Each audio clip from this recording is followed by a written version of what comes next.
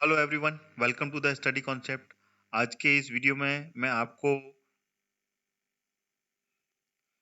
गुप्त वंश और वर्धन वंश के बारे में जानकारी दूंगा।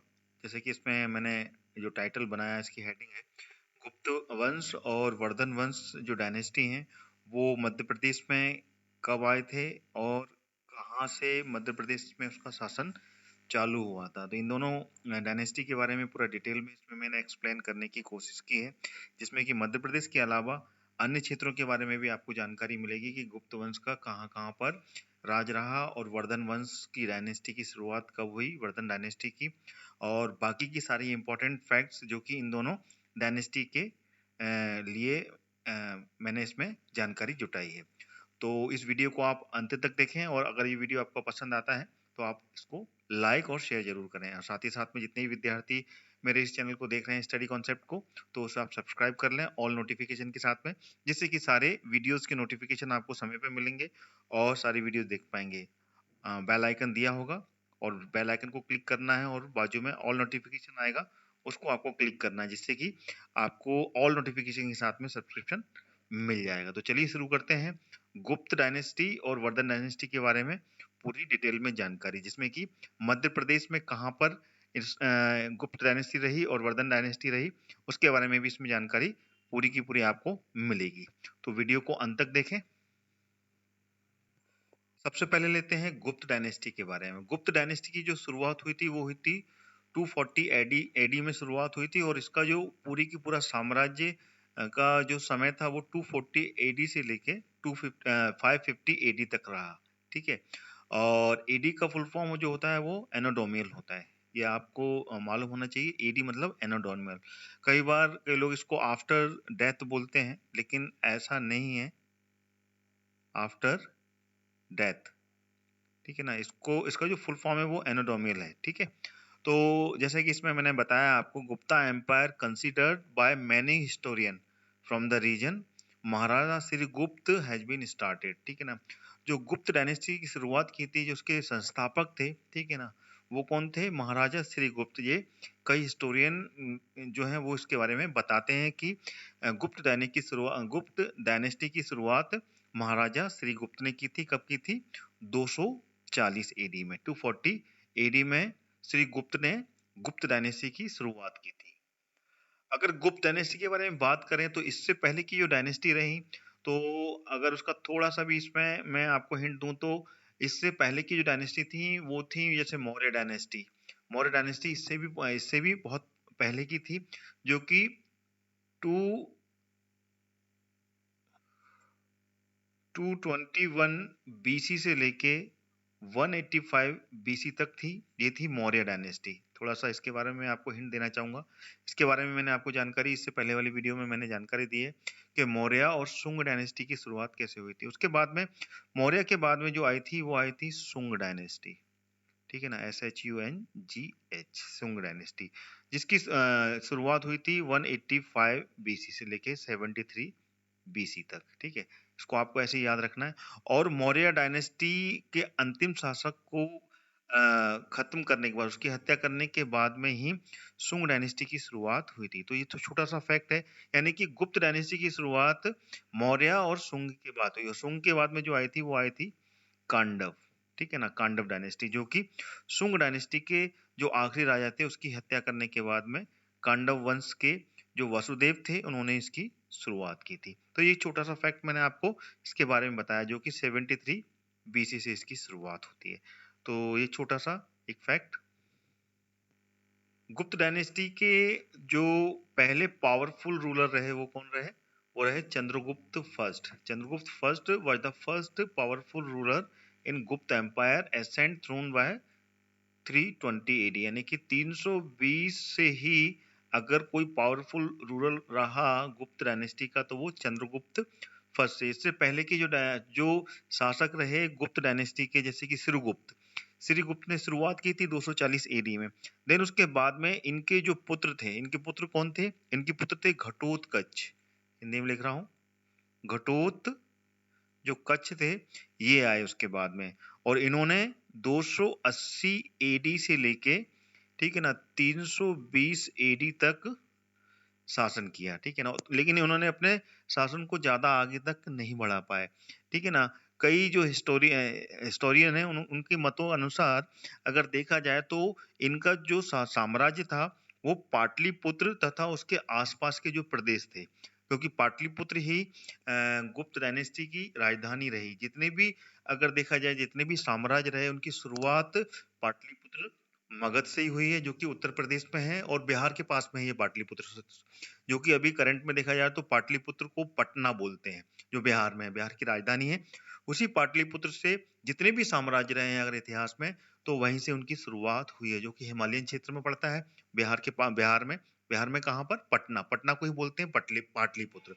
तो वहीं से गुप्त डायनेस्टी की भी शुरुआत हुई थी 240 एडी में। श्री गुप्त ने इसकी शुरुआत की थी, देन उसके बाद में उनके पुत्र ने आगे का साम्राज्य बढ़ाया और 280 एडी से लेके 320 एडी तक इसको पाटलिपुत्र और उसके आजू बाजू की जितने भी निकटवर्ती प्रदेश थे, ठीक है ना, नियर बाय जितने भी स्टेट्स थे, वहां तक इसने अपना शासन को आगे बढ़ाया। देन उसके बाद में आए चंद्रगुप्त, इन्हीं के पुत्र, घटोत्कच के जो पुत्र थे चंद्रगुप्त प्रथम, ये जरूर याद रखना, चंद्रगुप्त प्रथम ये सबसे पहले पावरफुल रूलर जो शासक थे वो बने गुप्ता एम्पायर के, जो कि इन्होंने शुरुआत की थी 320 एडी से, ठीक है ना। अगर इसको ऐसा लगा जाए 320 से लेके कब तक चालू की थी इन्होंने? 335, ठीक है ना। कितना हो गया ये? 15 वर्ष, कुल 15 वर्ष तक इन्होंने गुप्त साम्राज्य को आगे बढ़ाया और शासन किया, 320 एडी से लेके 335 एडी तक। अगर गुप्त डायनेस्टी की कंक्लूजन के बारे में बात किया है तो गुप्त जो पीरियड था फ्रॉम 320 से to 550 AD, also known as the golden age of India, ठीक है ना, भारत का ये सुनहरा काल इसको माना जाता है, क्योंकि इसी समय में जो कला थी, ठीक है ना, साइंस, सभी बैकग्राउंड में भारत को काफी कुछ मिला। तो इसको कहते हैं 320 से लेके 350 का जो समय रहा, ठीक है ना, एनोडोमियल 320 एनोडोमियल से लेके 350 एनोडोमियल तक, ये भारत का एक सुनहरा समय था, सुनहरा काल था, गोल्डन एज ऑफ इंडिया। जैसे कि इसमें बताया है, इसमें इन द गुप्त period India attain the peak of glory, ठीक है ना, peak of glory every aspect, ठीक है ना, starting from science, art, literature, mathematics, astronomy and philosophy, यानी कि सभी क्षेत्र में गुप्त पीरियड के समय में भारत ने काफी कुछ सीखा और काफी कुछ आगे बढ़ा, ठीक है ना, साइंस में भी, art, literature, mathematics, astronomy and philosophy, ठीक है ना। इससे पीक ऑफ ग्लोरी यानी कि बहुत ही ज्यादा सुनहरा भविष्य बना, और इससे गोल्डन एज ऑफ इंडिया, ठीक है ना, दिस इज द पीरियड, इससे golden age of India in the period of Gupta period, ठीक है ना, गुप्त साम्राज्य में ये बहुत ही ज्यादा गोल्डन एज में रहा पूरा भारत का समय। आइए अब चलते हैं चंद्रगुप्त फर्स्ट के बारे में जानते हैं। चंद्रगुप्त फर्स्ट, जैसे कि मैं बता चुका हूँ, Chandragupta first was the son of Ghatotkacha, ठीक है ना, एंड सक्सीडेड द फादर, यानी कि फादर की आगे की साम्राज्य को इन्होंने आगे बढ़ाया था।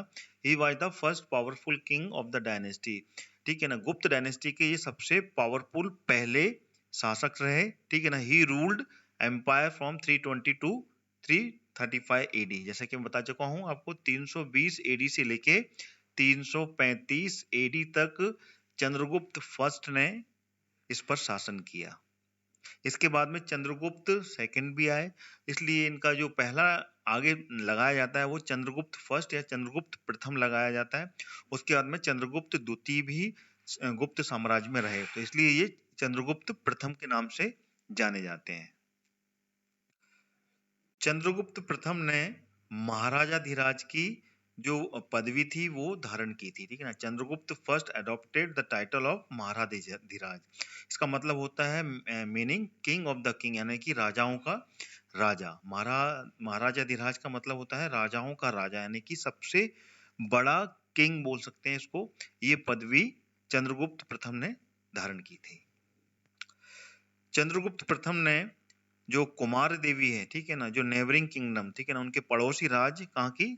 लच्छवी, लच्छवी की राजकुमारी थी ये, जो उनका पड़ोसी राज था, उनसे इनका विवाह हुआ। देन उसके बाद में उस क्षेत्र में जो कि नॉर्थ बिहार में है, उस पे भी इनका कंट्रोल हो गया था। फिर समुद्रगुप्त आए उसके बाद में, जो कि चंद्रगुप्त प्रथम के पुत्र थे, ठीक है ना। चंद्रगुप्त प्रथम जब उनकी गद्दी के जो हकदार रहे वो समुद्रगुप्त रहे, और समुद्रगुप्त को ही भारत का नेपोलियन कहा जाता है। ये बहुत ही ज्यादा इंपॉर्टेंट पॉइंट है जो आपको बताया, ये लिखा हुआ देखिए, it's also known as the Napoleon of India, ठीक है। और इन्होंने कितने about 45 years from 335 AD to 380 AD, यानी इनका जो इन्होंने जो राज किया समुद्रगुप्त ने, उन्होंने राज किया था 335 एडी से लेके 380 एडी तक, ठीक है ना। और इनका जो साम्राज्य था ना, वो इन्होंने काफी आगे बढ़ाया, पूरे काफी क्षेत्र पर, यानी कि पूरे भारतवर्ष में इन्होंने अपने राज्य, अपने साम्राज्य को फैलाया, और इनको भारत का नेपोलियन कहा जाता है। क्यों कहा जाता है भारत का नेपोलियन? जिस तरीके से नेपोलियन ने अपनी इच्छा शक्ति से पूरे के पूरे विश्व को विजेता बनाया था, उसी तरीके से समुद्रगुप्त ने अपने गुप्त साम्राज्य को इस तरीके से फैलाया था कि पूरे भारतवर्ष पे इसने अपना शासन जमाया था, इसलिए इसको भारत का नेपोलियन की संज्ञा दी गई है, ठीक है। ये सिंपल सा फैक्ट्स आपको याद रखना है। समुद्रगुप्त ने, एक पॉइंट और बताना चाहूंगा, समुद्रगुप्त ने भी महाराजा धीराज की ही पदवी धारण की थी, जिसको कहते हैं किंग ऑफ द किंग, ठीक है। जैसे कि चंद्रगुप्त प्रथम ने की थी, उसी तरीके से समुद्रगुप्त ने भी महाराजा धीराज की ही पदवी धारण की, और उसके बाद में इस राज्य को आगे बढ़ाया, और आगे तक पूरा का पूरा भारतवर्ष में इन्होंने अपना साम्राज्य स्थापित किया था, और ये इनका समय था। अच्छा, many historian believe that Chandragupta द्वितीय was nominated by his father Samudragupta, ठीक है ना। समुद्रगुप्त ने, मतलब कि कई हिस्टोरियन का ये मानना है, जो हिस्टोरियन है, जो कि इतिहासकार हैं, उनका ये मानना है कि चंद्रगुप्त द्वितीय ने, ठीक है ना, चंद्रगुप्त द्वितीय को समुद्रगुप्त ने अपना उत्तराधिकारी नियुक्त किया था, ठीक है ना, as the next higher of Gupta empire, यानी कि गुप्त एम्पायर के लिए उन्होंने अपना उत्तराधिकारी नियुक्त किया था। बट रामगुप्त जो थे वो समुद्रगुप्त के सबसे बड़े बेटे थे। समुद्रगुप्त के दो पुत्र थे, एक रामगुप्त और दूसरा चंद्रगुप्त द्वितीय, ठीक है ना। ये छोटा था, ठीक है, और ये बड़ा था, इसको पहला मान लीजिए, सबसे बड़ा बेटा था।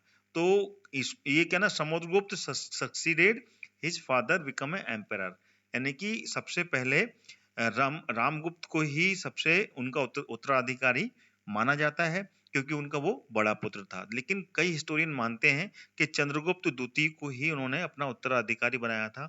और इसमें कई चीजों की, इसमें एक भ्रांति है, एक किंवदंती है कि जो रामगुप्त था वो थोड़ा सा डरपोक किस्म का था, और गद्दी और साम्राज्य को अच्छी तरीके से वो संभाल नहीं पा रहा था। तो इसमें कई इतिहासकारों ने ये भी बताया कि चंद्रगुप्त द्वितीय ने, ठीक है ना, जब समुद्रगुप्त द्वितीय का काल खत्म हुआ, उसके बाद में रामगुप्त ने इसकी गद्दी संभाली थी। उसके बाद चंद्रगुप्त द्वितीय ने रामगुप्त अपने बड़े भाई की हत्या की थी, ठीक है ना। कई किताबों में ये भी जानकारी मिलती है, रामगुप्त की हत्या कर उसके बाद में चंद्रगुप्त द्वितीय गुप्त साम्राज्य की गद्दी पर बैठा था, और इस गद्दी को आगे बढ़ाया था।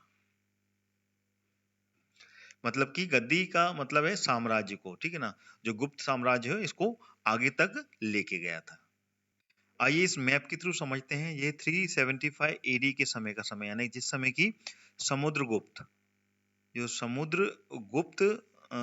जो शासक था गुप्त वंश का, सबसे प्रतापी शासक रहा, उस समय का ये काल है, क्योंकि उसने ही शुरुआत, ये 380 तक रहा समुद्रगुप्त, और 380 एडी तक रहा। तो ये पूरा का पूरा जो ब्लू लाइन दिया हुआ है, ये पूरा का पूरा क्षेत्र, ठीक है ना, ये पूरा गुप्त एम्पायर में आता है, ठीक है ना। Core region of Gupta empire ये दिया हुआ है यहाँ पे, core region, outer boundary of the Gupta empire, तो ये पूरा का पूरा गुप्त एम्पायर में आता है। तो समुद्रगुप्त ने ये पूरे के पूरे क्षेत्र को गुप्त एम्पायर के में शामिल कर लिया था। तो इसमें जो अलग अलग वंश थे, जैसे कि पल्लव वंश, ठीक है ना, ये भी इन्हीं के अधिपत्य में आ गए थे, और इन्हीं के छत्रप में इन्होंने शासन को संभाला था, ठीक है ना। जैसे कि लच्छवी, इस पे भी कमला, इस पे भी अपना शासन अपना कर लिया था, क्योंकि लच्छवी की राजकुमारी को चंद्रगुप्त प्रथम ने विवाह किया था, देन उसके बाद में इस शासन को अपने साथ में मिला लिया था। इसी तरीके से कुमाररूपा, ठीक है ना, यदुवंश, मालवा, मध्य प्रदेश में जो मालवा का क्षेत्र है, यहाँ तक भी ये गुप्ताज आए थे। तो ये मध्य प्रदेश का इसमें इतिहास है, ठीक है ना। प्रयाग, विदिशा, ये विदिशा भी गुप्त साम्राज्य के अंदर में आया था, और समुद्रगुप्त मध्य प्रदेश में भी आगे पहुंचा था। लेकिन वाकटाक वंश जो था ना, ये उनके क्षेत्र में नहीं आता था। वाकटाक वंश अलग था उस समय, यानी कि ये सब उसी के 375 एडी के समकालीन थे। आपको इसको भी याद रखना पड़ेगा कि वाकटाक वंश, ठीक है ना, कादम्बस और वेस्ट गंगास के जो वंश थे, और यहाँ पर देखा है तो ये वेस्टर्न, ठीक है ना, सत्रप, जो क्षत्रप वंश थे ना, ठीक है ना, ये भी उसी समय के थे, समकालीन थे, जो कि 375 एडी के समय था। तो ये सारे वंशों के बारे में भी आपको इसमें जानकारी मिलती है, ठीक है। आउटर बाउंड्री लिखा हूं ना, outer boundary of the Vakatakas kingdom, ठीक है। The outer boundary of the Kshatrapa kingdom, ये कौन सी थी? ये क्षत्रप किंगडम। यहाँ पे क्षत्रियों ने राज किया था ये उस समय 375 एडी के समय में। और वाकटाक वंश का जो शासन था वो महाराष्ट्र और कर्नाटका, ये पूरा का पूरा क्षेत्र जो है ये महाराष्ट्र और कर्नाटक का क्षेत्र पड़ता है, वहां पर वाकटाक वंश था। कब? 375 एडी के समकालीन, जिस समय की समुद्रगुप्त था। देखिए ये पूरा का पूरा बताया आपको। चंद्रगुप्त द्वितीय किल्ड हिम, ठीक है ना, जो रामगुप्त चंद्रगुप्त द्वितीय का जो बड़ा भाई था और समुद्रगुप्त का सबसे बड़ा बेटा था, उसको मारने के बाद में killed him and ascend the throne, उसके बाद में वो राजगद्दी पर बैठा, और he was the extremely powerful emperor, बहुत ही ज्यादा ताकतवर राजा बना, ठीक है। चंद्रगुप्त द्वितीय is most commonly known as the Vikramaditya. जो चंद्रगुप्त द्वितीय था, उसने उज्जैन, जब उज्जैन पर शासन अधिपत्य दमाया, उसके बाद में ये इसने विक्रमादित्य की उपाधि धारण की। और उज्जैन पे उस समय में समकालीन शक, ठीक है ना, शक, SHAK, शक, शक वंश का अधिपत्य था। और शक वंश चंद्रगुप्त गुप्त वंश के समकालीन थे। तो उस समय शक वंश को हराकर, ठीक है ना, शक वंश को हराकर, ठीक है ना, वहां से उज्जैन से उनको भगाया। और उसके बाद में चंद्रगुप्त द्वितीय ने उज्जैन को अपनी राजधानी बनाया, और वहां पर ही इन्होंने चंद्रगुप्त द्वितीय ने विक्रमादित्य की उपाधि धारण की थी। और ये किस समय के समकालीन था? 380 एडी से लेके 413 एडी तक। और उज्जैनी कहाँ है? मध्य प्रदेश में। तो इसमें ये मध्य प्रदेश के शासन के समय का है, जो कि गुप्त साम्राज्य ने मध्य प्रदेश में विदिशा और उज्जैन, ठीक है ना, ये पूरे का पूरा क्षेत्र, पूरा मालवा क्षेत्र के समय में चंद्रगुप्त द्वितीय ने इस पर शासन किया। चंद्रगुप्त द्वितीय का जो कार्यकाल था वो कितना था? अगर इसको देखा जाए तो वो था, आगे तक बढ़ाया था उन्होंने 380 के बाद में 414, ठीक है ना, 414 एडी तक चंद्रगुप्त द्वितीय का कार्यकाल था। और इस समय में चंद्रगुप्त द्वितीय ने काफी कुछ तरक्की की थी और काफी कुछ क्षेत्रों में अपनी सीमा को बढ़ाया था। और चंद्रगुप्त द्वितीय के समय में, चंद्रगुप्त द्वितीय के समय में ही चीनी यात्री, चीनी जो ट्रैवलर था, ठीक है ना, चीनी जो यात्री था, कौन? फयान, फयान, फयान बोलते हैं इसको, फयान था, वो चंद्रगुप्त द्वितीय के समय ही आया था यहाँ पर, ठीक है ना। और उसके शासनकाल में ही इसकी यात्रा की थी। और चंद्रगुप्त द्वितीय के समय में कला, साहित्य, संस्कृति, इन सभी को काफी कुछ संरक्षण मिला।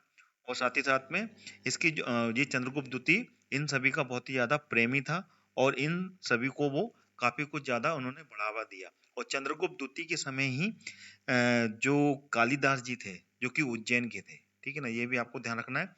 उज्जैन में ही कालिदास जी का जन्म हुआ था, और वो चंद्रगुप्त द्वितीय के समकालीन थे, और चंद्रगुप्त द्वितीय के ही नवरत्नों में से एक थे। कौन?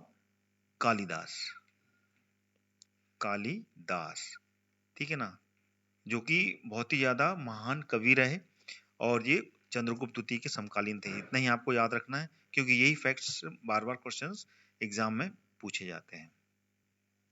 चंद्रगुप्त द्वितीय के बाद में उसका बेटा कुमारगुप्त प्रथम, जिसको कुमारगुप्त, क्योंकि इसमें प्रथम द्वितीय का नाम इसलिए लिया जाता है क्योंकि गुप्त साम्राज्य में उसी नाम से दूसरा भी उत्तराधिकारी आया था, इसलिए चंद्रगुप्त प्रथम आया, उसके बाद में चंद्रगुप्त द्वितीय आए। चंद्रगुप्त द्वितीय जिन्होंने की उज्जैन पर शासन किया और वहीं से उन्होंने विक्रमादित्य की उपाधि धारण की, और उन्हीं के बेटे थे कुमारगुप्त प्रथम, ठीक है ना, द सन ऑफ चंद्रगुप्त द्वितीय, succeeded his father and rule the dynasty till 450 AD, यानी 450 एडी तक उन्होंने शासन किया। और कब से किया? 414 एडी से लेके 455 एडी तक, ठीक है ना। ये शासन काल था जिसमें कि कुमारगुप्त ने यहाँ पर शासन किया। और कुमारगुप्त का अगर पूरा नाम देखा जाए तो था कुमारगुप्त महेंद्रादित्य, ठीक है ना। पूरा नाम था, लिख देता हूं मैं, कुमारगुप्त महेंद्रादित्य, महेंद्रादित्य, ये कुमारगुप्त प्रथम का पूरा नाम था। और ये बहुत ही ज्यादा शांति प्रिय शासक था, और इसने जो साम्राज्य की सीमा थी, ठीक है ना, विशाल साम्राज्य जो कि चंद्रगुप्त द्वितीय छोड़ के गए थे, उस विशाल साम्राज्य को पूरी तरीके से सुरक्षित और संगठित बनाए रखा। और उसके बाद में यहाँ पे बहुत शांति से और समृद्धि से इन्होंने पूरा शासन किया। कब तक?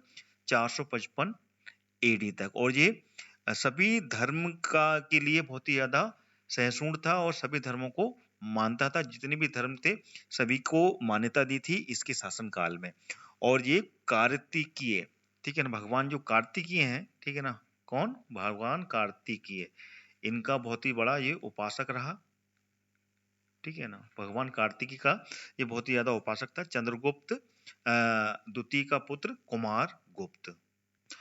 उसके बाद में फिर आया था स्कंदगुप्त, जो कि कुमारगुप्त की मृत्यु के पश्चात आया था। कुमारगुप्त के बाद में अगला जो शासक रहा, ठीक है ना, जिसने की सक्सीड किया था अपने पिता को, after Kumaragupta first Skandagupta succeed his father, यानी कि उत्तराधिकारी था वो स्कंदगुप्त था, जो कि कुमारगुप्त प्रथम का बेटा था। और उसके बाद में गद्दी पर आसीन हुआ था ये स्कंदगुप्त। और स्कंदगुप्त का जो समय था वो कौन सा समय था, उसका भी पीरियड मैं आपको बता देता हूँ। वो था 455 से, ठीक है, क्योंकि 455 तक कुमारगुप्त प्रथम रहा। उसके बाद में 455 एडी से लेके, ठीक है ना, 467 एडी तक, ठीक है ना, स्कंदगुप्त ने शासन किया।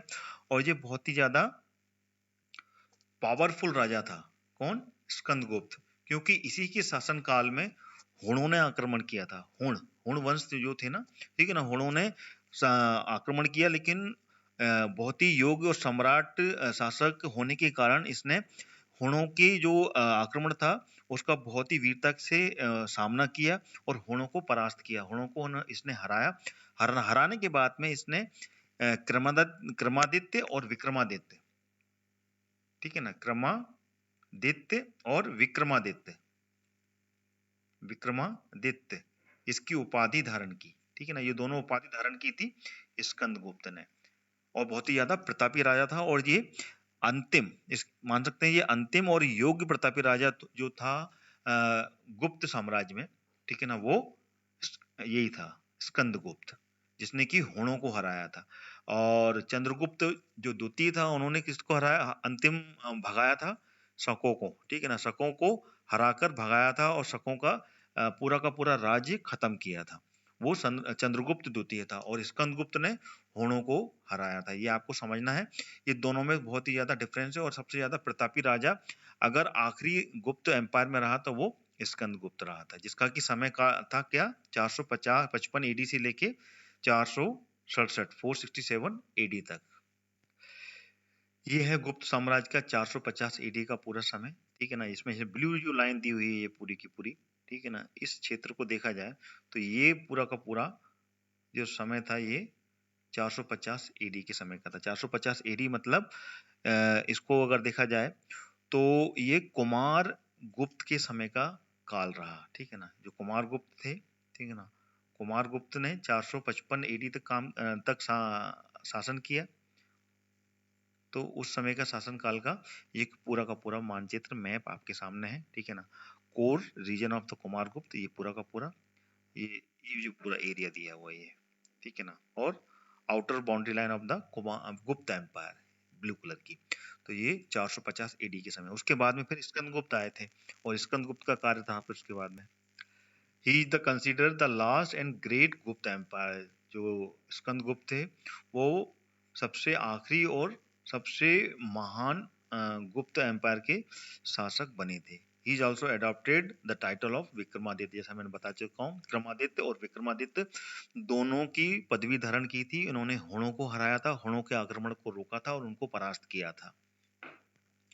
स्कंदगुप्त के बाद में कोई भी ऐसा कोई शासक गुप्त डायनेस्टी में नहीं रहा था जो कि पावरफुल रहे, बहुत ही ज्यादा हल्के फुल्के शासक रहे और गुप्त डायनेस्टी का अंत हो गया था। उसके बाद में जो सबसे पावरफुल कोई डायनेस्टी आई थी तो वो आई थी वर्धन डायनेस्टी, ठीक है ना। Vardhan and the ruler of Harshvardhan, ठीक है ना। हर्षवर्धन उसके सबसे ज्यादा प्रमुख शक्तिशाली राजा रहे, ठीक है। उसके बाद में अपन देखते हैं वर्धन डायनेस्टी के बारे में, क्योंकि स्कंदगुप्त के बाद में जो कमजोर शासक थे वो कौन कौन थे? Some of the weak ruler of after Skandagupta कौन कौन थे?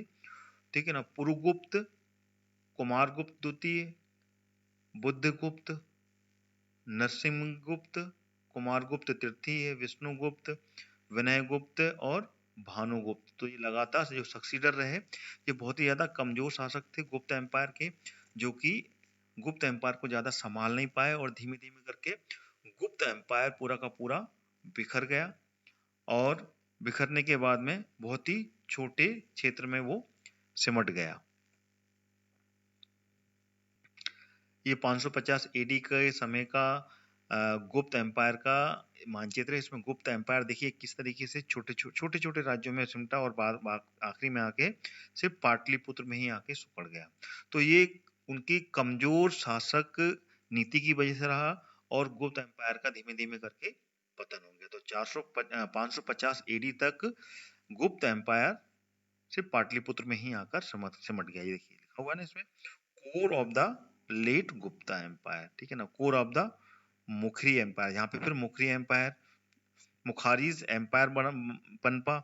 उसके बाद में यहाँ पर मैत्रिक राज, ठीक है ना। वाक्टास अपनी जगह पर रहा, यहाँ पर चालुक्य आ गए थे उस समय और पल्लव आ गए थे, तो ये पूरे की पूरे अपनी जगह रहे, ठीक है ना। अगर दक्षिण में देखा जाए तो चालुक्य आ गए थे उस समय और पल्लव अपनी जगह पे स्थिर थे, जो कि गुप्त एम्पायर के समय में भी थे, लेकिन बाद में यहाँ पे चालुक्य ने भी अपना स्थान बना लिया था। आइए अब चलते हैं मध्य प्रदेश के बारे में। मध्य प्रदेश में गुप्त एम्पायर ने कहाँ कहाँ पर शासन किया था? Region of the Madhya Pradesh, particularly the area of Malwa receiving social attention during the region of Chandragupta द्वितीय। चंद्रगुप्त द्वितीय के समय में मालवा का जो क्षेत्र था ना, उस पर काफी अच्छा पकड़ बनाए रखी और मालवा के क्षेत्र में ही पड़ता है उज्जैन, जैसे कि बता चुका हूँ आपको। उज्जैन में शकों को का शासन अंत किया था और शकों को हराकर इनको बाहर किया था। शक भाग खड़े हुए थे और उसके बाद में चंद्रगुप्त द्वितीय ने ही विक्रमादित्य की उपाधि धारण की थी और उसी के समकालीन थे कालिदास जी। कालिदास जी जिनका जन्म उज्जैन में हुआ था, जो चंद्रगुप्त द्वितीय के समकालीन थे और चंद्रगुप्त द्वितीय के दरबार में नवरत्नों में से एक थे, जो कि प्रसिद्ध नाटककार और कवि रहे, ठीक है। His inspiration the vagary of Sanchi bear the testimony of this, यानी कि सांची और जो वैगरी है ये उसी के टेस्टिमोनी है और काफी कुछ हिस्ट्री के बारे में अगर अपन को देखना है तो वहां पे देखने को मिल जाएगा, ठीक है ना। काफी कुछ जो अभिलेख है वो यहाँ पर प्राप्त हुए, ठीक है ना। इंस्क्रिप्शन अभिलेख जो प्राप्त हुए वो वैगरी और सांची में इनके द्वारा जो लिखे हुए अभिलेख थे वो प्राप्त हुए।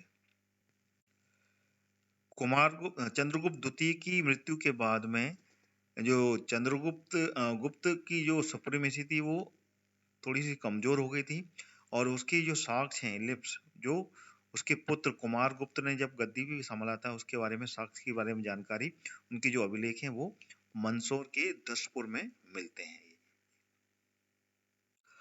और मध्य प्रदेश में ही जो अगला अभिलेख में प्राप्त हुआ वो पिलर कहाँ पर मिला था, जो कि गुप्त डायनेस्टी का था।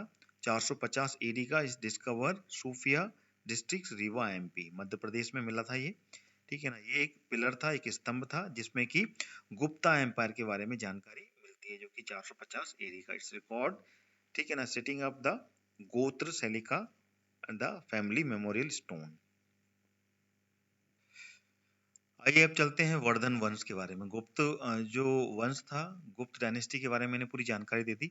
अब चलते हैं वर्धन एम्पायर, जिसने कि मध्य प्रदेश के अलावा पूरे क्षेत्र में किस तरीके से साम्राज्य को स्थापित किया, क्योंकि गुप्त साम्राज्य के बाद में जो सबसे बड़ी डायनेस्टी थी वो वर्धन वंश ही आगे बढ़ी। उसके बीच में बहुत सी डायनेस्टी आई, बहुत से छोटे छोटे साम्राज्य में विभाजित हो गया था पूरा भारतवर्ष, लेकिन वो आगे नहीं बढ़ पाई। लेकिन उसके बाद में 6th एंड 7th सेंचुरी के बीच में वर्धन एम्पायर आया था। तो वर्धन एम्पायर ने इस एम्पायर को काफी अच्छे से और काफी शक्तिशाली रूप में आगे बढ़ाया। और इसके दो शक्तिशाली राजा रहे, एक प्रभाकर वर्धन और दूसरा था हर्षवर्धन। ये दोनों ही बहुत शक्तिशाली राजा थे जो कि वर्धन एम्पायर के थे। तो वर्धन एम्पायर की जो शुरुआत की थी वो प्रभाकर वर्धन ने की थी। और इसी के आगे जो पुत्र थे वो दो पुत्र थे, जिसमें कि सेकंड छोटा पुत्र था वो था हर्षवर्धन। तो प्रभाकर वर्धन के बाद में हर्षवर्धन जो उसका पुत्र था उसने वर्धन एम्पायर को काफी आगे तक बढ़ाया था। और जो इनकी डायनेस्टी थी ये 6th एंड 7th सेंचुरी के समय में इस पूरे के पूरे साम्राज्य को आगे बढ़ाया और वर्धन एम्पायर को आगे लेके गए थे। After fall the Gupta empire, ठीक है ना, part of the north Madhya Pradesh went under the secretary of Harshavardhana Kannauj, जो कि कन्नौज के थे उसके अंडर में आ गया था। ठीक है ना, गुप्ता एम्पायर जब खत्म हुआ उसके बाद में नॉर्थ मध्य प्रदेश हर्षवर्धन के समय में अंडर में आया था, जो कि कन्नौज पे उस समय शासक रहा। कौन? हर्षवर्धन, जो कि किसका? प्रभाकर वर्धन का पुत्र था। एक छोटा सा फैक्ट मैंने आपको बताया। जो हर्षवर्धन था, एक छोटा सा फैक्ट मैं आपको स्टार्टिंग बता रहा हूँ, उसके बाद में इसकी डिटेल में अपन जानकारी लेंगे कि ये वर्धन वंश की शुरुआत कैसे हुई थी और उसके बाद में ये शासन कैसे आगे बढ़ा और साम्राज्य को किस तरीके से आगे बढ़ाया। तो एक छोटा सा फैक्ट जो कि मध्य प्रदेश के बारे में, क्योंकि मध्य प्रदेश के बारे में भी जानकारी पूरी होनी चाहिए, क्योंकि मध्य प्रदेश में भी इसका क्वेश्चंस बनते हैं। तो once he visited to thick Vindhya forest, ठीक है ना, जो बिल्कुल ही घने जंगल थे, ठीक है ना, विंद के, while making a search his sister Rajshree.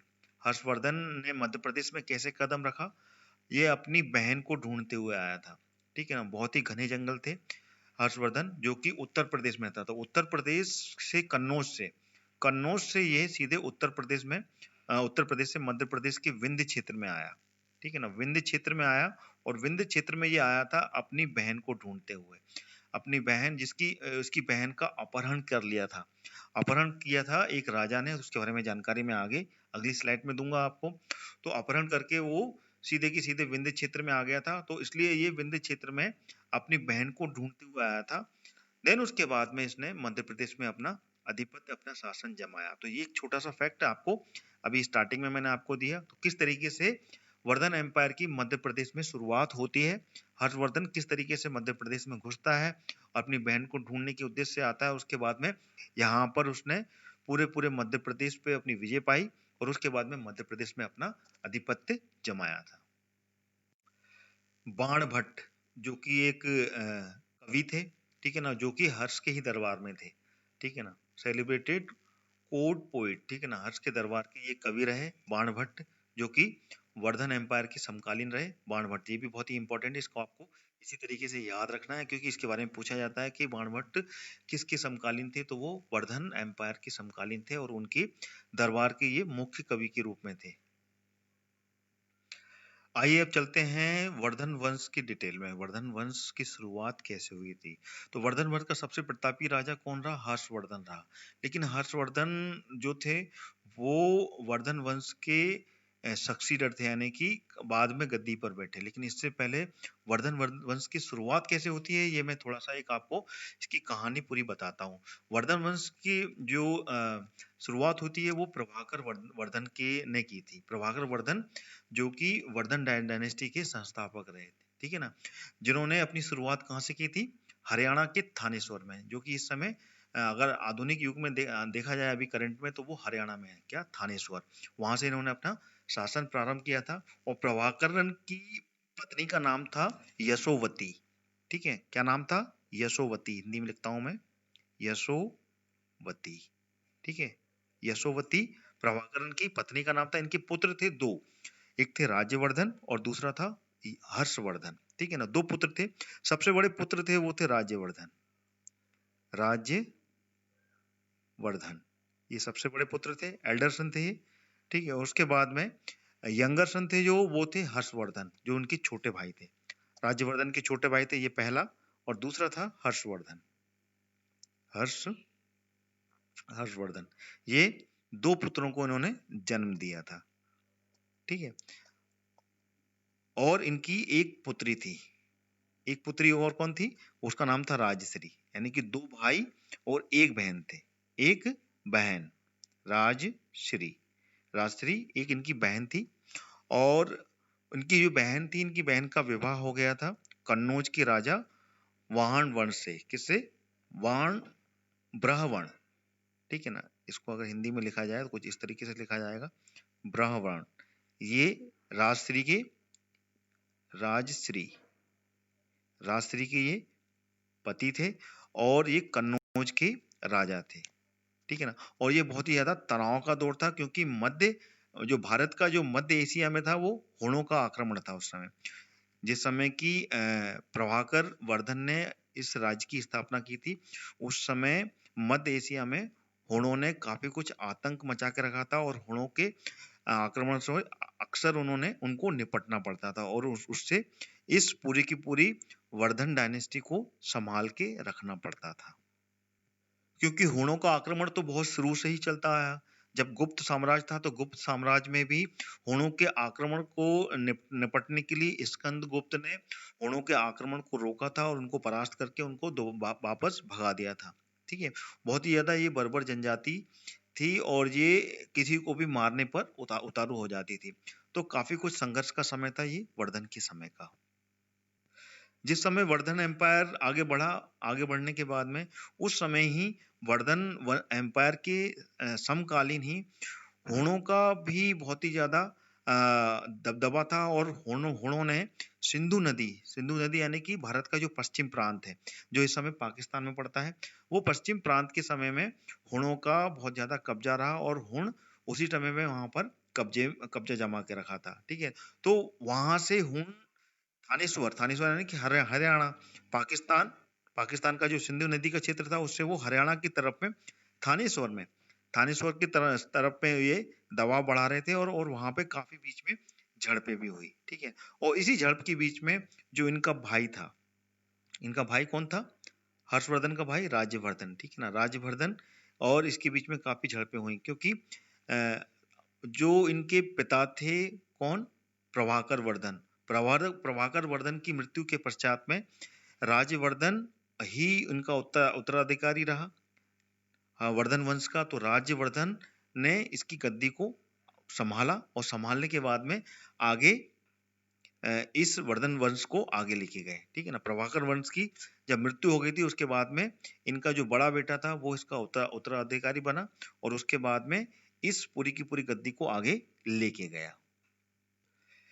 आइए अब समझते हैं हर्षवर्धन के बारे में। मैंने आपको पूरी जानकारी दे दी कि वर्धन वंश की शुरुआत कैसे हुई थी, पूरी कहानी के रूप में समझाया कि हर्षवर्धन जो गद्दी पे बैठा, वो कैसे बैठा। हर्षवर्धन जो गद्दी पे बैठा था, वो राज्यवर्धन की मृत्यु के पश्चात में बैठा था। उसके बारे में मैं आपको जानकारी दूंगा। अभी इसको समझते हैं अपन हर्षवर्धन को। 606 सीई यानी कि करंट एरा, सीई मतलब करंट एरा बोलते हैं इसको, ठीक है ना। और कई जगह पे BCE लिखा होता है, BCE यानी कि बिफोर करंट एरा, ठीक है ना। ये इस तरीके से इसको बोलते हैं। तो 606 CE से लेके 647 CE तक हर्षवर्धन का साम्राज्य था।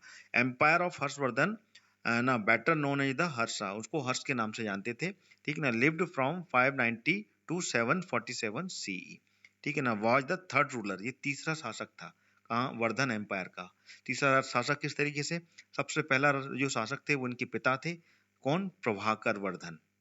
जो प्रभाकर वर्धन थे, ठीक है ना, वो पहले शासक थे। देन उसके बाद में दूसरे शासक बने प्रभाकर वर्धन का जो सबसे बड़ा बेटा था, कौन? राजवर्धन जो कि सबसे पहला बेटा था, बड़ा बेटा था, वो दूसरा शासक बना। उसके बाद में तीसरा शासक थे हर्षवर्धन, ठीक है ना। इस तरीके से समझाया गया। The last great empire ancient India, ये सबसे आखिरी शासक रहे, जो कि महान जो प्राचीन भारत था, उनकी सबसे ज्यादा प्रतापी राजा थे। उसके बाद में फिर इस्लामिक इवेशन हुआ, यानी कि इस्लामिक जो शासन था, ठीक है, वो यहाँ पर आगे बढ़ा, और अरब के आक्रमण से फिर बाद में इस्लामिक शासन यहाँ पर आ पहुंचा था। ही रूल्ड फ्रॉम 606 टू 647 सी, यानी कि 606 करेंट एरा से लेके 647 करंट एरा तक, यानी कि ये करंट एरा यानी कि 606 ईस्वी, इसको 606 ईस्वी बोल सकते हैं। 606 ईस्वी से लेके 647 ईस्वी तक, ये हिंदी में मैं आपको बता रहा हूँ, तक हर्षवर्धन ने राज किया। After Harshavardhana death, However, Vardhana dynasty come to the end of the empire of dissolve, ठीक है ना। हर्षवर्धन की मृत्यु के पश्चात में जो हर्षवर्धन डायनेस्टी थी उसका का पूरा अंत हो चुका था, क्योंकि उसके बाद में इस पूरी डायनेस्टी का पतन हो गया था।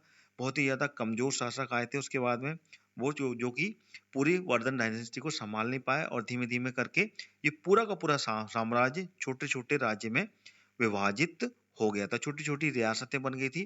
देन उसके बाद में मुगल, ये मुस्लिम, ठीक है ना, मुस्लिम इस्लामिक जो शासन था वो यहाँ पर आ पहुंचा था, ठीक है। तो ये पूरा का पूरा जो वर्धन डायनेस्टी है उसके बारे में छोटा सा कंक्लूजन आपको दिया। आगे बढ़ते हैं इसके बारे में। और जैसे कि मैं आपको पहले बता चुका हूँ, एक बार और रिवाइज करता हूँ। Vardhan dynasty was started Prabhakaran Vardhan, Prabhakaran Vardhan ने इसको शुरुआत किया था। Who ruled the kingdom of Thaneshwar, जो कि मॉडर्न हरियाणा में है, ठीक है ना, Thaneshwar. Prabhakaran queen Yashomati gave two son, दो लड़कों को जन्म दिया, और उनकी एक बहन थी, ठीक है ना, daughter, the name of Rajshri, who was later married the king of ग्रम क्या ग्रह ग्रहवाह, ठीक है ना, क्या नाम है, ग्रह वर्मन, ग्रह वर्मन से उनकी शादी हो गई थी, जो कि कन्नौज के, जो मॉडर्न डे अभी कन्नौज है, उस समय की क्या कन्या भुजा, जो उस समय का नाम था वो क्या था, कन्या कुब्जा नाम था। कन्या कुब्जा के राजा थे ये, जो कि ग्रहम वर्मन थे, जो कि राजश्री के पति थे, और हर्षवर्धन और राज्यवर्धन के ये बहनोई थे। इतना आपको समझना है। उसके बाद में समय अंतराल के बाद में east greater event were happening, ठीक है ना, इनकी जो वर्धन वंश में जो घटना घटी, ठीक है, वो क्या हुई थी, east for greater events were happening which Altered course of history, ठीक है ना, जो पूर्वी क्षेत्र थे वहां पे एक घटना घटी। वहां का जो राजा था सस्का, ठीक है ना, जो कि गोंड राजा था, मॉडर्न डे में इसको बंगाल कहते हैं, बंगाल के क्षेत्र को उस समय गोंड राजा था जिसका नाम था सस्का, ठीक है ना। March and king killed king Grahavarman, जो कि राजश्री, जो कि हर्षवर्धन और राज्यवर्धन की बहन थी, उसके पति की हत्या कर देता है। ये हत्या करने के बाद में वो राजश्री को क्या कर देता है, किडनैप कर लेता है, किडनैप करके अपने राज्य में ले जाता है, और kidnapping his sister and force to elder Vardhana brother, ठीक है ना, वर्धन के जो सबसे बड़ा भाई था उसको फोर्स करता है कि वो इस पूरी की पूरी बीच में बेच बचाव करे, और उसके बाद में वो वहां पर आए। तो सस्का उसको वहां पर बुलाता है, जो कि गोंड साम्राज्य का राजा था। उसके बाद में वो वहां पे जाता है, उसका बड़ा भाई राज्यवर्धन, लेकिन वहां पे मीटिंग के दौरान उसकी हत्या कर देता है। किसकी, बड़े भाई की, राज्यवर्धन, जो कि वर्धन वंश का उत्तराधिकारी था, और राजा प्रभाकर वर्धन के बाद में वो राजा बना था। उसके बाद में उसकी हत्या हो जाती है। आफ्टर हिज ब्रदर डेथ, उसकी ब्रदर की जब डेथ होती है उस समय राजा जो हर्षवर्धन था वो कितना, सिर्फ 16 वर्ष का था। 16 वर्ष की आयु के समय में वो गद्दी को संभालता है, ठीक है ना, ruler of the Thaneshwar, and declare war of Sasanka to revenge his brother death, जो उसकी ब्रदर की हत्या होती है उसकी हत्या का बदला लेने के लिए वो युद्ध की घोषणा कर देता है, और जो गोंड का राजा था उस पर हमला के लिए पूरा तैयार हो जाता है। Embarked upon the campaigning Digvijay, Digvijay के नाम से एक विजय शुरुआत की घोषणा करता है। टू कॉन्क्वर द वर्ल्ड, पूरे की पूरे विश्व को जीतने के लिए वो आगे निकल पड़ता है। दिग्विजय का मतलब होता है कि पूरे विश्व पर जीत के लिए उसने इस युद्ध अभियान की शुरुआत कर दी थी। और उसके बाद में सस्का, जो कि गोंड का राजा था, उस पे भी इसने पूरी की पूरा युद्ध छेड़ दिया था। और उसी समय में जब गोंड का राजा था जो सरस का जब आया था, उसी समय में ये मध्य प्रदेश के विंध्य क्षेत्र में आया और विंध्य क्षेत्र को पूरा कब्जा किया और सरसा को हराया और उसको मौत की घात उतारा और वहां की पूरी क्षेत्र पर उसने कब्जा किया। किसने? हर्षवर्धन ने। तो हर्षवर्धन की किस तरीके से शुरुआत होती है और कैसे मध्य प्रदेश में प्रवेश करता है वर्धन डायनेस्टी, इसके बारे में आपको जानकारी यहाँ से मिलती है। ठीक है ना। Under the command of the king of Jalandhar escort, एक चाइनीज यात्री आया था, टी टी सांग, ठीक है ना, हुनसोंग बोलते हैं। ये पहला यात्री था जो कि वर्धन डायनेस्टी के समय में आया था और उसको जालंधर के राजा के ने से इजाजत ली थी अंदर घुसने की।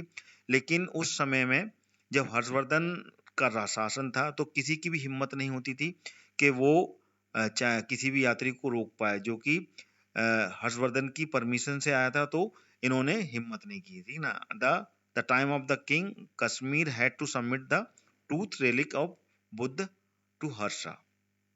ठीक है ना। तो हर्ष क्या ना, बुद्ध का अनुयायी था और बौद्ध धर्म का अनुयायी होने के कारण जो चीनी यात्री था जिसका नाम था ह्युनसांग, जिसको कि टी ह्युनसांग बोलते हैं, वो भारत आया था, ठीक है, पढ़ने के लिए।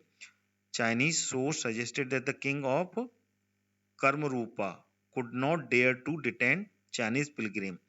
मतलब इतनी हिम्मत नहीं थी जो कि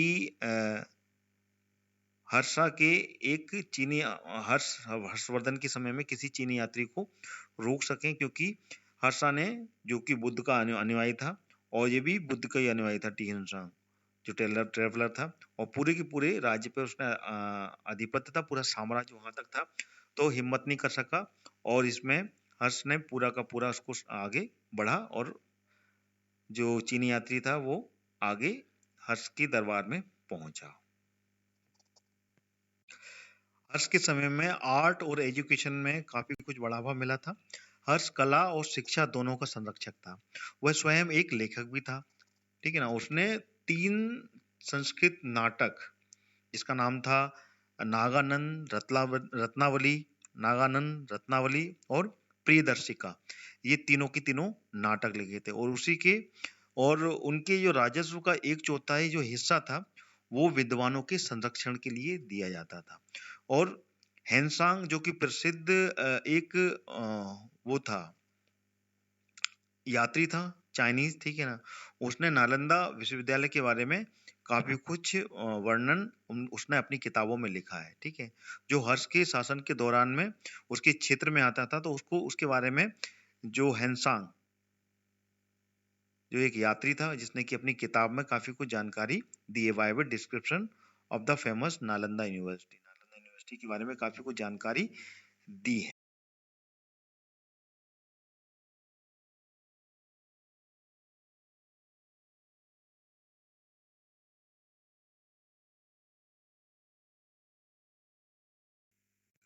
आइए मैं आपको जानकारी देना चाहता हूँ अनअकैडमी के बारे में। अनअकैडमी के ऐप के थ्रू आप लाइव फ्री क्लासेस भी अटेंड कर सकते हैं और लाइव फ्री टेस्ट भी अनअकैडमी के द्वारा आप दे सकते हैं, ठीक है ना, लाइव टेस्ट।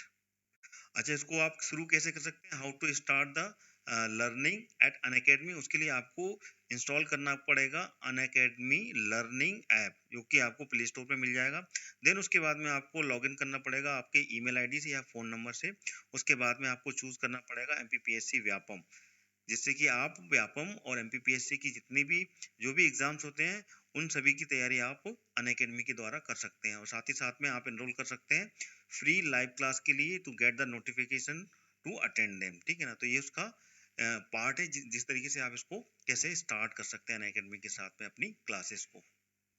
अनअकैडमी में फ्री लाइव क्लासेस भी हैं और डेमो क्लासेस भी अनअकैडमी आपको देता है, और साथ ही साथ में फ्री लाइव टेस्ट भी देता है जिसमें कि आप पूरी तरीके से लाइव टेस्ट लगा सकते हैं।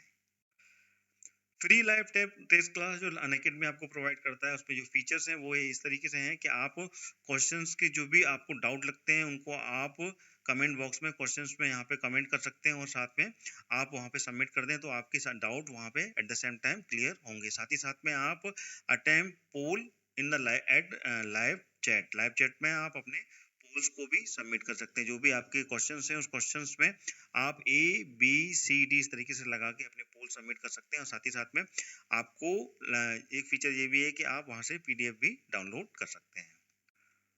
इसके जो फीचर्स हैं उसमें every test is followed by the score card and review of performance with the solutions. तो उस तरीके से आप फॉलो करेंगे और उसकी परफॉर्मेंस और सॉल्यूशंस आपको मिलेंगे। साथ ही साथ में every test has paper analysis session by top educators with the live free classes. जो टॉप एजुकेटर्स हैं वो आपको पूरे का पूरा पेपर का एनालिसिस भी देंगे। साथ ही साथ में इसमें आपके मॉक टेस्ट की भी फैसिलिटी है, जिसमें कि आप MPPSC, MP police constable, MPSI और MP जेल प्रहरी के भी आप मॉक टेस्ट ला सकते हैं। इसमें आप डेली टेस्ट भी दे सकते हैं, जिसमें कि आपके 20 क्वेश्चंस होंगे जिनको कि सॉल्व इन 30 मिनट्स में आपको सॉल्व करना पड़ेगा, जो कि आपके लिए एक अलग तरीके का प्रैक्टिस सेट भी प्रोवाइड कराता है अपना अनअकैडमी। अनअकैडमी में दो फीचर्स हैं, एक तो फ्री क्लासेस हैं और दूसरा है प्लस क्लासेस। तो इन दोनों में जो डिफरेंस है वो क्या है आप देख सकते हैं। अगर प्लस क्लासेस वाला आप इसमें सब्सक्रिप्शन लेते हैं तो उसके डिफरेंसेस क्या हैं और फ्री क्लासेस में क्या है। फ्री क्लासेस में सिर्फ लिमिटेड सिलेबस कवर रहेगा, लेकिन प्लस क्लासेस में आपका कंप्लीट सिलेबस कवर रहेगा। ओकेजनल प्रैक्टिस सेट रहेंगे यहाँ फ्री क्लासेस में, यहाँ पे अनलिमिटेड प्रैक्टिस सेट आपको प्रोवाइड होंगे। ओकेजनल PDF और नोट्स मिलेंगे, यहाँ पे अनलिमिटेड PDF और नोट्स आपको प्रोवाइड होंगे। इसी तरीके से यहाँ पर ही आपको जो फ्री क्लासेस है उसमें लिमिटेड डाउट्स के सॉल्यूशंस मिलेंगे, लेकिन अगर आप प्लस क्लास सब्सक्रिप्शन लेंगे तो यहाँ पे जितने भी आपके डाउट्स हैं वो यहाँ पे सॉल्व होंगे, जो कि वहाँ के जो टॉप एजुकेटर्स होंगे वो आपको पूरा का पूरा सॉल्यूशंस प्रोवाइड कराएंगे। साथ ही साथ अभी साथ में ही इन्होंने चालू किया है अनअकैडमी का वर्चस्व नाम से, जो करंट अफेयर्स है। करंट अफेयर्स के लिए आपको अर्धमासिक समसामयिक पत्रिका, ठीक है ना, भाग 1 अक्टूबर 2020 का वो आपको यहाँ पे उपलब्ध होगा, ठीक है ना। ये प्लस सब्सक्रिप्शन में ही उपलब्ध होगा। और साथ ही साथ में आपको अनअकैडमी प्रस्तुत करता है फ्री ये प्रैक्टिस क्वेश्चन सीरीज, ठीक है ना, जिसमें कि आप प्रैक्टिस करेंगे और आपकी तैयारी के लिए इसमें हजारों प्रश्नों का ये पूरा बैंक उपलब्ध होता है, जिसमें कि आप पूरे के पूरे क्वेश्चंस की प्रैक्टिस कर सकते हैं। लेकिन ये आपको प्लस सब्सक्रिप्शन में ही, ठीक है ना, प्लस सब्सक्रिप्शन में ही ये मौजूद होगा ये सारे फीचर्स। अनअकैडमी के जो बेचेस हैं वो कब से चालू हो रहे हैं, जैसे कि 2 अक्टूबर से चालू हो चुके हैं। 2 अक्टूबर, 7 अक्टूबर, 10 अक्टूबर, ठीक है ना, 21 अक्टूबर, 30 अक्टूबर। तो ये सारे के सारे आपके कोर्सेज हैं जो कि आपके लगातार स्टार्ट हो चुके हैं। तो आप इसको ज्वाइन कर सकते हैं, जो कि प्लस सब्सक्रिप्शन में आपको मिल जाएगा। नवंबर में कोर्सेज चालू होंगे। 3 नवंबर से MPSI का बैच चालू होगा, इसी तरीके से MPPSC के बैच चालू होंगे। तो लगातार ये बैचेस चालू हो रहे हैं, आप इन सभी बैचेस को ज्वाइन कर सकते हैं प्लस सब्सक्रिप्शंस के अकॉर्डिंग। और साथ में फ्री भी है, तो आपको जो आपको सूट लगता है उस तरीके से आप उसकी स्टार्ट कर सकते हैं। तो ये है पूरा का पूरा admission fees for plus subscriptions के लिए। आपको जो ज्वाइन करना है MPPSC व्यापम्स के ये पूरे सब्सक्रिप्शन की लिस्ट है। आपका first month, 3 month, 6 month, 12 month और 24 मंथ्स के लिए ये पूरा का पूरा आपके पास में फीस स्ट्रक्चर नीचे मौजूद है। तो इसमें आप अगर आपको अप्लाई करना है, अगर इसमें कोड अप्लाई करेंगे then you will get the 10% off the admission fees. तो इसका जो कोड है आपको डिस्क्रिप्शन बॉक्स में मिल जाएगा, वहां से आप उस कोड को डालेंगे यहाँ पे। तो जो भी आपका कोर्सेस आप चूज करेंगे उसमें आपको 10% का एडमिशन में डिस्काउंट मिलेगा।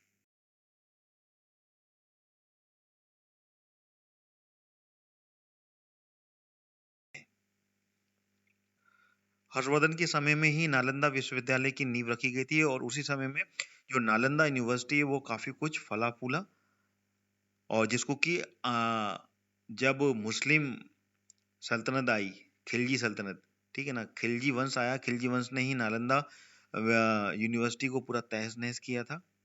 खिलजी डायनेस्टी जब आई थी, और हर्ष के समय में ये नालंदा यूनिवर्सिटी काफी कुछ फली फूली, और उसके बारे में पूरी जानकारी जो चीनी यात्री हैंसांग था, टी हैंसांग, उसने पूरी जानकारी दी कि नालंदा विश्वविद्यालय किस तरीके से काफी खूबसूरत था, और वहाँ पे किस तरीके की मीनारें थी, मंडपों, जंगल और मंदिर और सभी तरीके की वहाँ पे सुख सुविधाएं थी। उसके बारे में जानकारी टी हैंसांग ने अपनी किताब में पूरी की पूरी जानकारी दी है। पिलग्रिम यानी कि वहाँ पे जो जो विद्यार्थी होते थे उनके बारे में पूरी जानकारी है। जो नालंदा है, नालंदा में लगभग 10,000 से अधिक शिक्षक और मतलब स्टूडेंट्स एंड 2,000 से अधिक शिक्षक थे वहाँ पर। और वहाँ पर जो नालंदा यूनिवर्सिटी है उसमें जो एडमिशन का प्रोसीजर था वो बहुत ही ज़्यादा स्ट्रिक्ट था। और कई अभिलेखों से ये जानकारी मिलती है कि वहाँ पे जो भी परीक्षा आयोजित होती थी वो बहुत ही ज़्यादा कठोर हुआ करती थी। और उसमें अगर जो स्टूडेंट थे जो वहाँ पे पढ़ने जाते थे, अगर उसको पास नहीं कर पाते थे, उसको क्लियर नहीं कर पाते थे, तो उन सभी को अस्वीकार कर दिया जाता था और उनको निकाल दिया जाता था। और उनके उस समय का जो सिलेबस था, पाठ्यक्रम था उस समय का, उसमें वेद, बौद्ध धर्म, दर्शन शास्त्र, तर्क, ठीक है ना, और शहरी यानी कि जो अर्बनाइजेशन था, ठीक है ना, अर्बन प्लानिंग था, उसके बारे में जानकारी, मेडिसिन, लॉ और एस्ट्रोनॉमी यानी कि खगोल शास्त्र, इन सभी के बारे में पूरी की पूरी शिक्षा नालंदा यूनिवर्सिटी में दी जाती थी। यानी कि उस समय का जो नालंदा यूनिवर्सिटी थी वो बहुत ही ज्यादा एडवांस थी और सभी मोर देन 10,000 स्टूडेंट्स वहाँ पे स्टडी करने आते थे। और उस समय नालंदा यूनिवर्सिटी में 2,000 से अधिक टीचर्स थे जो कि वहाँ पे इन सभी स्टूडेंट्स को एजुकेट करते थे, पढ़ाते थे। और प्रोसीजर बहुत ही ज़्यादा स्ट्रिक्ट था और सारे के सारे जितने भी सब्जेक्ट थे बहुत ही ज़्यादा अच्छे थे। वेदास, बुद्धिज्म, फिलोसफी, है ना, urban planning, medicine, law, astronomy यानी कि सारे सब्जेक्ट वहाँ पर पढ़ाए जाते थे। अगर वर्धन डायनेस्टी में सोसाइटी और रिलीजन्स के बारे में अपन समझें तो उसमें जो हिंदू प्रथा थी उस समय की, तो हिंदू की जाति में 4 वर्णों में उसको विभाजित किया गया था। ब्राह्मण, वैश्य, क्षत्रिय और शूद्र, जो कि उस समय काफी कुछ ज्यादा प्रचलन में थे। ये चार ही वैश्य थे जो सबसे ज्यादा प्रचलित थे और सबसे ज्यादा प्रचलित जातियां थी। और उस समय अछूत तो जो था वो सबसे ज्यादा निचले क्रम में स्थान पर आया था। सिर्फ 4 ही सबसे ज्यादा थे। तो अछूतों में जो थे वो शूद्र जो थे वो उसी में अछूतों को निचला स्थान दिया गया था। और इसमें जो महिलाओं की योग थी, ठीक है ना, महिलाओं की जो शिक्षा की स्तर था उस समय काफी ज्यादा गिरावट आई थी उसमें और काफी नीचे स्तर में चली गई थी हर्ष के समय में। और उस समय सती प्रथा के बारे में भी काफी कुछ जानकारी मिलती है। और उन्हीं के समय में जो उच्च जातियों में जो विवाहों में पुनर्विवाह था उनकी अनुमति नहीं थी। यानी कि जो हायर कास्ट थी, ठीक है ना, उच्च जाति थी, उच्च जाति में पुनर्विवाह के बारे में जानकारी नहीं मिलती और पुनर्विवाह की अनुमति नहीं थी। अगर हर्षवर्धन के बारे में जाने तो हर्षवर्धन एक शिव का उपासक था वो, ठीक है ना। शुरुआती समय में वो भगवान शिव का उपासक रहा, लेकिन बाद में वो बौद्ध धर्म उसने अपना लिया था और बौद्ध धर्म का भी वो महायान बौद्ध बन गया था। और वो जितने भी उसके अलावा भी जो धर्म वहां पर उस समय करंट में चल रहे थे उन सभी धर्म के प्रति भी बहुत ही ज्यादा सहिष्णु था और सभी धर्मों को वो मानता था और उनके बारे में वो उनकी रिस्पेक्ट करता था, ठीक है। और महायान बौद्ध धर्म के सिद्धांत को लोकप्रिय बनाने के लिए उसने इसके बारे में काफी कुछ प्रचार प्रसार भी किया था। यानी कि गौतम बौद्ध यानी कि मौर्य वंशज के समय में भी बौद्ध धर्म काफी कुछ प्रचलित में आया। उसके बाद में उसको आगे बढ़ाया था हर्षवर्धन ने। यानी कि हर्षवर्धन शिव के उपासक था, उसके बाद में इसने बौद्ध धर्म को भी अपना लिया था। हर्षवर्धन के समय में भी यहाँ पर एक महान यहाँ पर कह सकते हैं कि बौद्ध धर्म की एक सभा का आयोजन किया गया था। बौद्ध धर्म की एक महान सभा का आयोजन किया गया जिसकी अध्यक्षता किसने की थी? टी हेनसांग ने की थी। टी हेनसांग जो कि उस समय का एक चीनी यात्री था, उसने इस पूरी की पूरी जो सभा थी इसकी अध्यक्षता की थी। जैसा कि इसमें दिया हुआ है, Hus arranged Kannauj a great assembly which was preceded by the Tianzang. Tianzang took a lot of manuscript to China and translated more than 600 of them from Sanskrit. यानी कि उसके बाद में टिहनसांग उसमें से काफी कुछ जो पांडुलिपियां थी, मैन्युस्क्रिप्ट यानी कि पांडुलिपियां, उसको वो चाइना ले गया था। उसके बाद में उसमें 600 से अधिक जो श्लोक थे, संस्कृत के श्लोक, उसको उसने ट्रांसलेट भी किया था।